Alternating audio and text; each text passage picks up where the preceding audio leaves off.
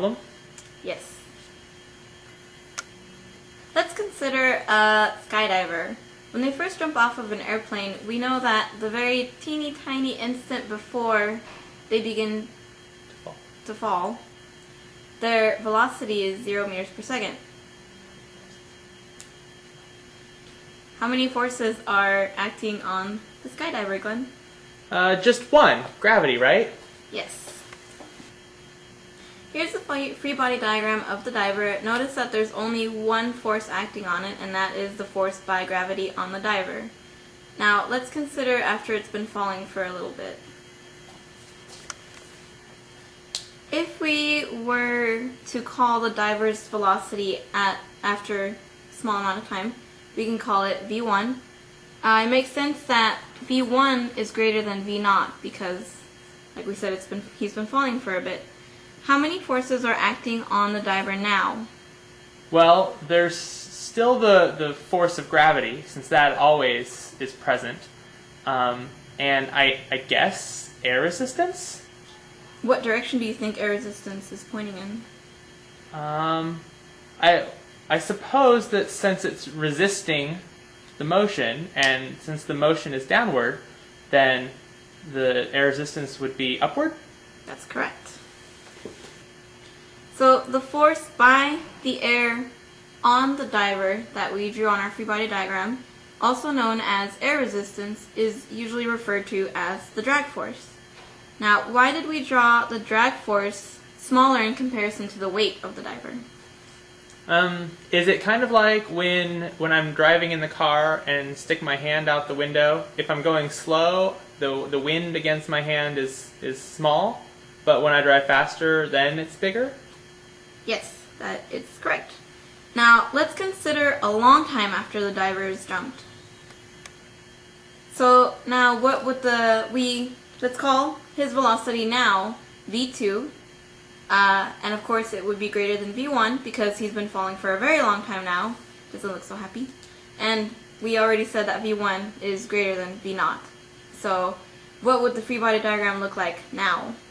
Well, the weight force would still be present, as always. And the force by the air on the diver, I would infer, would be greater, since that's very similar to, again, when driving in a car, the wind against my hand sticking out of the car is going to be greater when I'm moving faster on the freeway. That's correct. Go. At this point, the drag force, aka the force by air on the diver, is equal and in magnitude to the work and opposite in direction. Now, let's think about what made that drag force increase.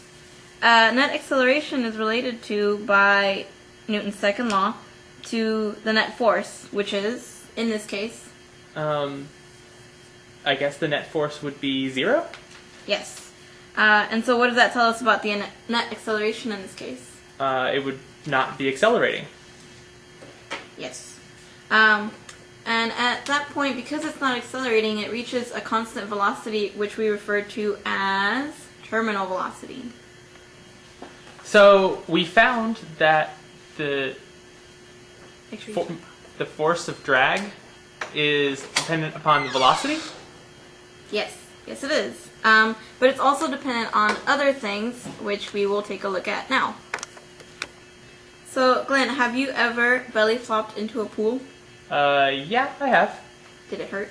Yeah, it hurt quite a bit. Yeah. Have you ever pencil dived into a pool? Yes, I have. That hurt. Not as much as belly flopping. So what does that tell you about how area can relate to a force? That perhaps if a greater area, the force is going to be greater, and because there's more area for it to act upon. Correct. So which ones of these two areas, when we look back at our diver, do you think would experience more force than the other? Well, on the left, that would be if the diver was nose diving, and since he has a small area pointed in the direction of his motion, he would have a small force. But on the case on the right, if he's splayed out flat, he's got more area for all of the air to hit him on, so there's a greater drag force there. Is that right? Yes. Now,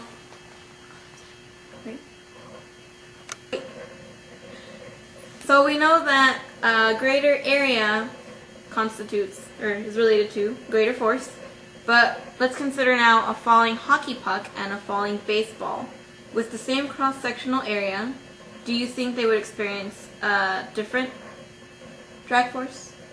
Well, they have the same area, but since you're asking me, I'm guessing that there's something I don't fully understand yet. That's correct.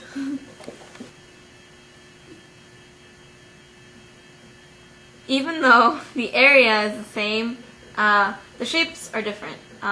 Oh, so does that kind of give rise to the fact that with the ball, some of the air slides around it, but all of the air smacks right into the puck? Yes. This is due to a term we like to call coefficient of drag, which it's individual for different shapes, and they're all, you can just look them up, and, you know, it's really cool to see that different shapes have different coefficients of drag. So if a diver were to fall through a cloud, do you think his drag force would change? Well, I suppose since clouds are kind of thicker than normal air, or more dense, then the drag force would be greater? Yes, that's correct.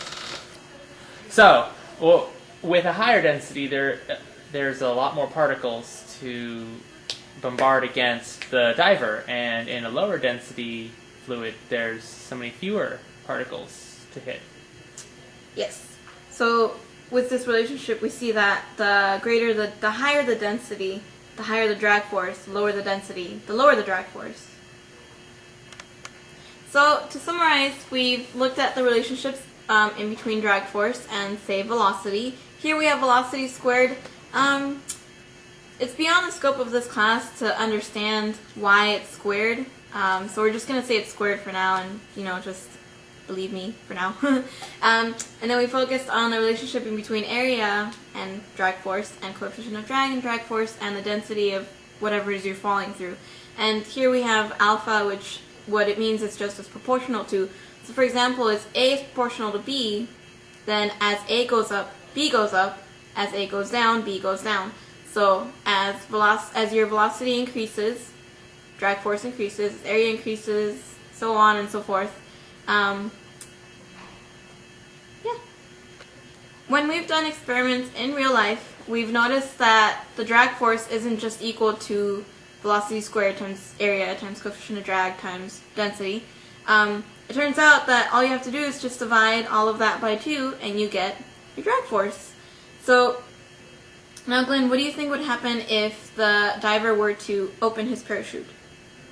Well, looking at that equation, if the diver is going along at some terminal constant velocity, when the parachute opens, the parachute would create a greater area. So with a greater area, you would get a greater force of drag. And then he'd slow down, I guess, since the force of drag is greater? Yes, and so that's why we have parachutes, because it minimizes their terminal velocity when they hit the ground. Oh, okay. So, yeah. So our diver survived, yay! Thank you for watching our video. If you are confused about anything, feel free to play back or go to Dr. Margoniner's office hours or ask one of us. So, my name's Maria, and Glenn, take care. Bye!